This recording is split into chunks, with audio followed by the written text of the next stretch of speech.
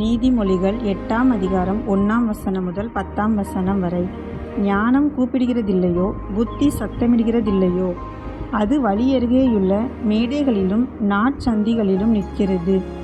அது ஊர் வாசல்களின் ஓரத்திலும் பட்டணத்தின் முகப்பிலும் நடைக்கூடங்களிலும் நின்று சத்தமிட்டு, மனுஷரே, உங்களை நோக்கி கூப்பிடுகிறேன், என் சத்தம் மனுபுத்திரருக்கு தொனிக்கும். பேதைகளே, விவேகம் அடையுங்கள், மூடர்களே, புத்தியுள்ள சிந்தையாயிருங்கள்.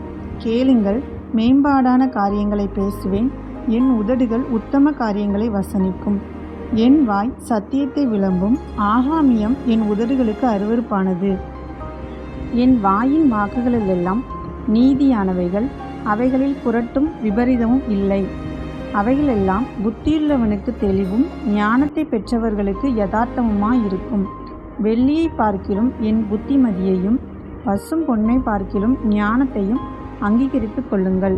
ஆமேன்.